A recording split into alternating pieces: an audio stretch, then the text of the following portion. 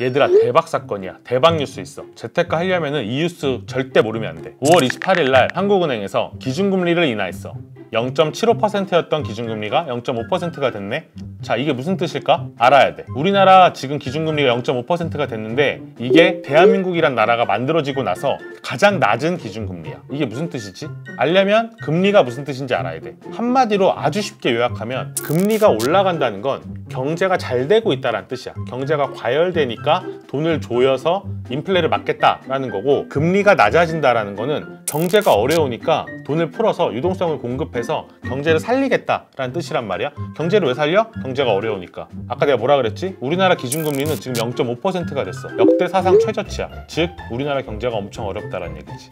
앞으로도 당분간 좋지 않을 거라는 거고. 근데 이게 얼마나 안 좋은지를 이번에 한국은행에서 알려줬어. 한국은행이 올해 우리나라 한국 경제 성장률을 마이너스 0.2%로 전망했어. 근데 이게 얼마나 심각한 일이냐면 불과 3개월 전에 한국은행이 우리나라 경제 성장률이 2.1% 플러스 성장할 거라고 했단 말이야. 근데 불과 3개월 만에 2.3%포인트가 낮아질 거다. 심지어 역성장할 거다. 마이너스 성장할 거다. 이렇게 얘기한 거잖아. 이게 쉽게 얘기하면 무슨 뜻이냐면 내가 월급을 100만 원 받는데 내년에 월급을 103만 원 받을 줄 알았어. 근데 3개월 만에 회사가 근데 경제가 어려워졌으니까 내년에도 월급을 99만 원, 98만 원, 97만 원 줄 수도 있어 라고 얘기한 거란 말이야. 그러니까 회사 사정이 안 좋아졌다, 경제가 어려워졌다, 이렇게 얘기할 수 있는 거지. 더 안 좋은 뉴스가 있어. 지금 이렇게 된 이유는 코로나19 때문이잖아. 코로나19라는 게 사람들의 이동을 막잖아. 국가 간의 이동도 막고. 그러니까 경제가 어려워지고 소비 심리가 줄어든 거잖아. 근데 지금 우리나라는 코로나19에 잘 대처하고 있단 말이야. 세계적으로 보면 코로나19가 지금 요새 이태원 클럽 등등등 하면서 다시 확산세 2차 웨이브가 발생될 우려가 커지고 있잖아. 그래서 한국은행에서 뭐라고 했냐면 코로나19가 더 확산되면 우리나라는 최악의 시나리오로 마이너스 1.8% 경제 성장률을 기록할 것이다 라고 했어. 마이너스 0.2가 마이너스 1.8이 될 수도 있는 거지. 그러니까 진짜 경제가 쉽지 않다는 얘기인 거지. 그래서 금리를 낮췄는데 이게 나랑 무슨 상관이고, 그럼 우리는 어떻게 해야 되냐?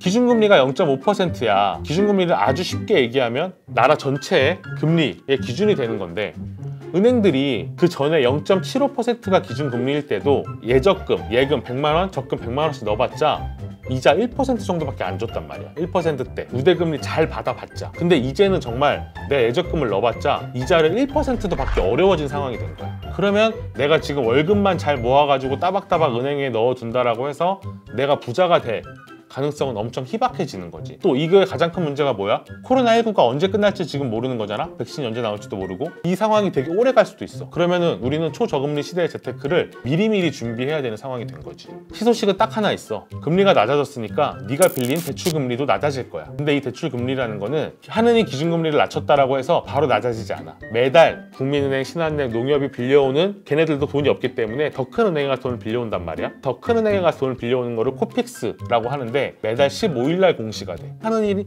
기준금리 낮춘 거랑 시차가 있지. 그러니까 사람들이 아니 은행들이 예적금 금리는 금방 낮췄는데 대출금리 안 낮춰줘요 라고 화를 내고 언론에서 그 뉴스를 쓰는 이유는 사실은 이 시차가 있기 때문이야. 이 시차가 줄어들면 네 대출금리도 조금은 줄어들 가능성이 있지. 하지만 이거 말고 하나도 좋은 거 없어. 그럼 우린 뭘 해야 될까? 이럴 때는 안전벨트를 단단히 메고 달려야 돼. 우리한테 가장 큰 안전벨트가 뭐지? 일자리야. 지금은 모든 직장이 네가 알든 모르든 회사에서 구조조정 TF가 돌아가고 있어. 비용 절감을 하는 구조조정 TF도 있지만 야, 누구를 자르자, 누구의 월급을 깎자 라고 하는 구조조정을 하고 있단 말이야. 지금은 일터에서 절대 밀려나면 안 되는 상황이야. 내 경쟁력을 회사에 증명해서 내 연봉이 깎이지 않고 내가 일터에서 살아남을 수 있게 하는 게 최우선이야. 너무 뻔한 얘기 같지만 이게 재테크의 핵심이야, 이번. 자, 여기까지는 알겠어. 오케이, 너무 쉬워. 그럼 그다음부터 나 뭐 해야 돼? 라고 하면, 그러면 금리가 낮아졌을 때 원래 교과서적으로 튀는 상품들이 있어. 대표적으로 뭐지? 당연히 부동산이야. 왜 그렇지? 대출금리가 낮아졌으니까 옛날에는 1억 빌렸을 때 이자를 100만 원 내야 되는데 지금은 이자를 50만 원만 내도 된다라고 하면 사람들이 대출 비용이 줄어드니까 훨씬 더 대출을 많이 받는단 말이야. 이제 정말 영혼까지 끌어서 대출을 모을 유인이 생긴 거지. 그래서 원래 기준금리가 낮아지면, 금리가 낮아지면 부동산 가격이 막 뛰어. 부동산으로 돈이 몰려서. 근데 올해는 안 그럴 것 같아 라고 사람들이 얘기해, 전문가들이. 왜 그렇지? 사실 아까 내가 이미 정답을 얘기해줬어. 올해 경제 성장률이 마이너스가 될 수도 있을 만큼, 그런 전망이 나올 만큼 경제 상황이 안 좋아. 근데 부동산이라고 하는 거는 인생에서 가장 큰 돈을 내고 하는 쇼핑이잖아. 꽤는 1, 2억, 많게는 10억, 20억 단위로 부동산 가격이 형성돼 있는데 내 월급이 줄어들 수도 있고 회사 사정이 안 좋고 길거리에 나가는데 사람도 없고 식당에도 사람이 없고 경제가 안 좋은데 그 비싼 부동산만 잘 될까? 라는 의구심이 있는 거지. 원래 금리가 낮아지면 부동산 시장에 돈이 몰려서 부동산 시장에 활활 타오르는데 이번엔 아닐 수도 있을 것이다 라는 전망이 나오는 이유야. 또 금리가 낮아지면 아까 내가 얘기한 부동산, 그다음에 지금 얘기할 주식 같은 위험 자산의 가격이 올라. 왜 그렇지? 은행에 돈을 맡겨봤자 은행에서 이자를 안 주니까 어느 정도의 리스크 감수하더라도 내가 열심히 좀 공격적으로 재테크를 해야겠다 라고 해서 위험 자산에 투자한단 말이야. 위험 자산이라 하면 상대적으로 원금 손실의 가능성이 높지만 하이 리스크 하이 리턴, 더 많은 걸 먹을 수 있는 자산에 투자한단 말이야. 부동산이 그렇지, 주식도 그래. 원래 금리가 낮아지면 주식시장에 돈이 몰려. 이제 시장으로 유동성이라고 하는데 쉽게 얘기하면 돈인데 돈이 주식시장으로 막 몰린단 말이야. 야, 삼성전자를 사볼까, SK하이닉스를 사볼까, 현대자동차를 사볼까. 금리가 낮아졌다는 소식이 딱 되자마자 한국은행은 금리 발표를 10시쯤 하거든. 그래서 이번에도 똑같았어. 한국은행이 기준금리를 인하했습니다 라는 뉴스가 한국은행에서 여의도 증권시장으로 전달이 되자마자 우리나라 코스피가 막 올랐어. 2050까지 올랐어. 거의 코로나 이전의 수준까지 주가가 오른 거잖아.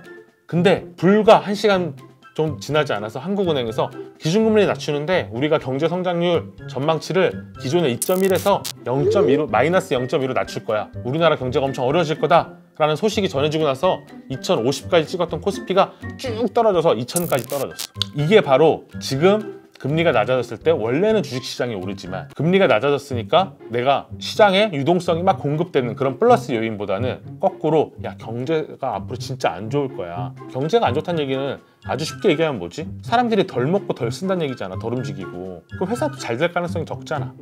그러니까 그 회사들도 잘 될 가능성이 적으니까 주식시장도 쉽지 않을 거야 라는 전망이 나오는 거지. 그게 바로 그날 일어났던 이벤트 중에 하나였어. 자, 그러면 뭘 해야 돼요? 우리 포기하고 살아요? 그건 말이 안 되지. 그럼 내가 이 영상을 찍고 있을 이유가 없겠지? 금리랑 가격이 거꾸로 움직이는 대표적인 상품이 뭐지? 알다시피 채권이야. 근데 대한민국 사람들이 재테크에서 가장 낯설어 하는 게 또 바로 채권이야. 왜냐하면 대한민국 사람들한테 재테크라고 하는 거는 주식이랑 부동산밖에 없거든. 근데 채권도 지금 세상이 너무 좋아져가지고 핸드폰 열어서 꺼내서 MTS 켜서 채권 ETF 치면 엄청나게 나와. 국내 채권, 미국 채권, 세계 채권 다 살 수 있어. 선진국 채권, 회사채도 살 수 있고. 채권은 금리랑 가격이 반대로 움직인단 말이야. 금리가 낮아질수록 안전자산인 채권엔 돈이 몰려. 그래서 미국 채권이 요새 인기가 있는 거잖아. 근데 나도 채권 ETF에 들어가면 살 수 있어. 엄청나게 소액으로도 살 수 있어. 그러니까 내 재테크 포트폴리오에 이번에 채권을 담아두는 게 중요해.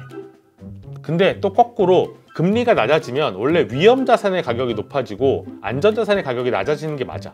근데 이번에는 경제가 너무 어려울 거다. 마이너스 성장을 할 만큼 경제가 어려워질 거다 라고 얘기하니까 거꾸로 사람들이 안전 자산에 쏠리기 시작했어.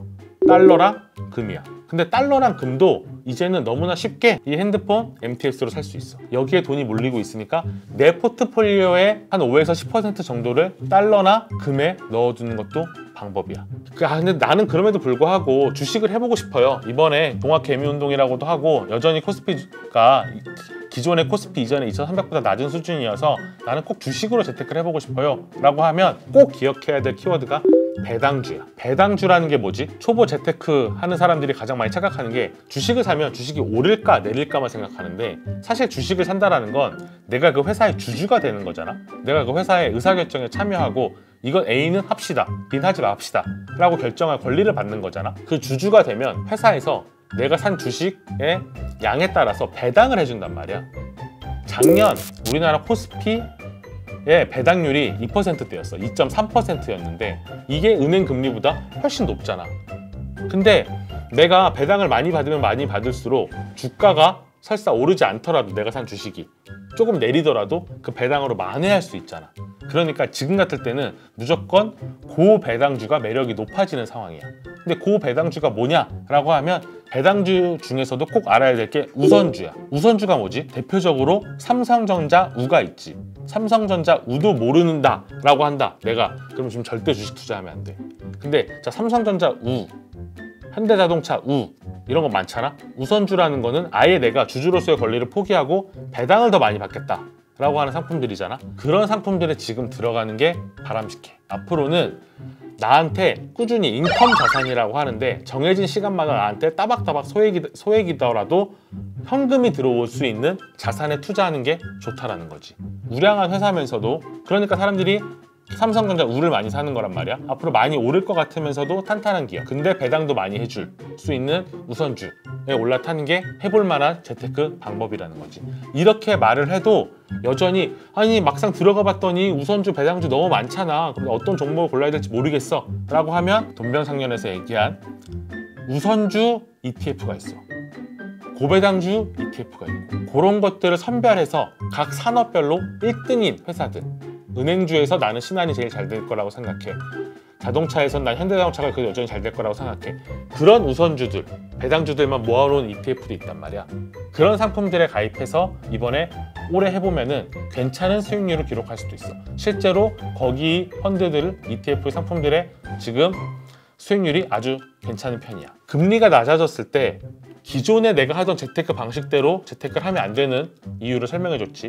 앞으로 이런 이슈가 있을 때마다 계속 설명해 줄게. 끝.